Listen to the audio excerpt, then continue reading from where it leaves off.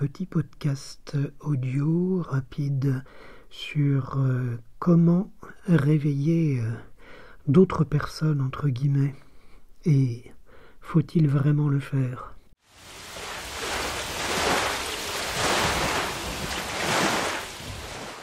Un certain nombre de personnes se posent la question de savoir comment réveiller leur entourage, enfin ceux qui sont encore pas mal matrixés, comme on dit, piégés un peu dans cette matrice d'illusions, de mensonges. Un certain nombre de personnes se réveillent déjà un petit peu par rapport à certaines choses. Certes, on aimerait que les choses avancent un peu plus vite et les médias, évidemment, freinent des quatre fers l'éveil collectif, puisque c'est évidemment la plus grande peur de l'oligarchie que les peuples se réveillent massivement face à cette désinformation, cette manipulation généralisée, sauf bien sûr dans les pays qui se sont libérés un petit peu des griffes des plus sombres des acteurs planétaires. Il y a des gens qui n'écoutent pas du tout, qui ne sont pas prêts à entendre la vérité. En réalité, elles sont dans le déni, comme les enfants victimes d'agressions diverses de la part de leurs parents vont avoir tendance à les défendre et être dans le déni ou minimiser ce qui s'est passé. Il faut considérer, je pense, la majeure partie des personnes qui sont encore piégées par les médias, même s'ils s'en défendent. Certains disent qu'ils n'écoutent pas beaucoup la télévision, qu'ils ne regardent pas beaucoup les journaux. Il faut les regarder vraiment comme un peu comme des enfants, quelque part, traumatisés. Quelque part, il y a une version altérée de la réalité qui leur est assénée régulièrement. Et même s'ils éteignent le téléviseur, ils continuent à entretenir en fait cette matrice artificielle.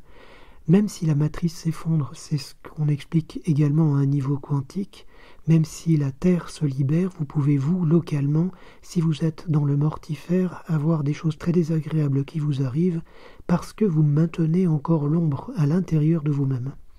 En réalité, je conseillerais plutôt, mais il n'y a pas de il faut bien sûr, d'être patient avec ces personnes et plutôt de leur poser des questions. Par exemple, croyez-vous que les médias soient neutres ? Les médias, même les médias publics.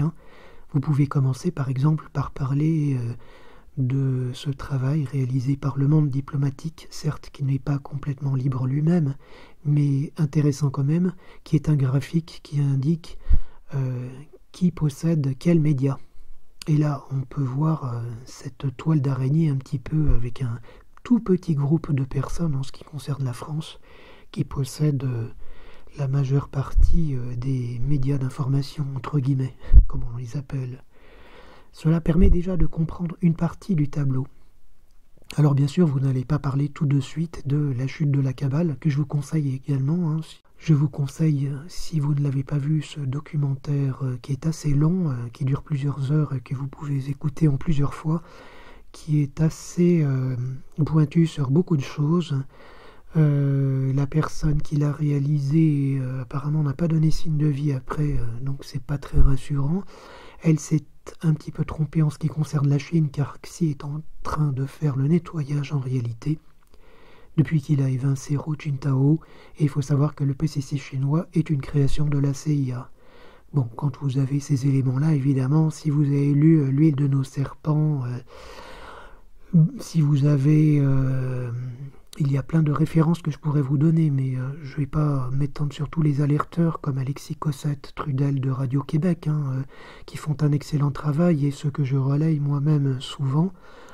Évidemment, pour aller vers ces médias-là, il faut déjà accepter l'idée que l'information n'est pas qu'à la télévision ou dans les journaux.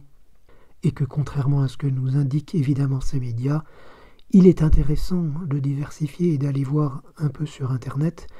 Vous pouvez même d'ailleurs donner le whitehouse.gov.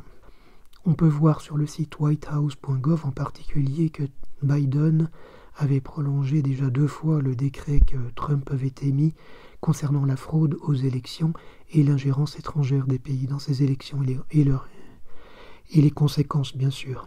Mais ces choses-là doivent se faire petit à petit. En fait, c'est comme lorsqu'un enfant qui a été choqué devient adulte, il n'est pas forcément prêt, même s'il est entre guillemets adulte, à remettre en cause sa vision du monde.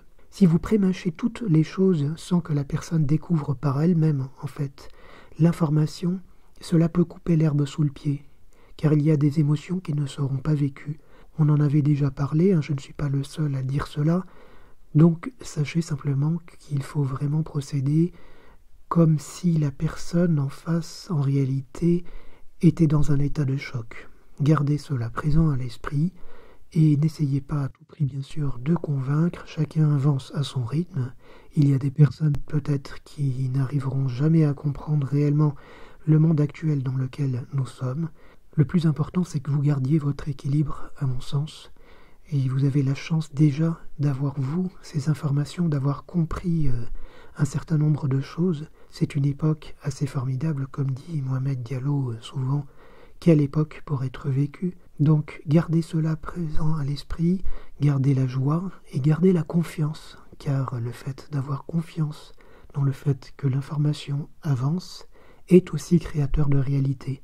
N'enfermez pas les gens qui sont un peu piégés dans la matrice avec une étiquette, car l'étiquette que vous mettez sur les gens est aussi créatrice de réalité, co-créatrice bien sûr. La personne a son libre arbitre. Prenez soin de vous et soyez dans la joie du nouveau monde qui est déjà en train d'arriver et des choses extraordinaires qui sont sur le point d'être révélées. C'est un autre monde qui est devant nous. On peut se réjouir de ce monde déjà qui est en train de se mettre en place. C'est bien un monde de paix, de joie et d'amour. Alors merci la vie. À bientôt.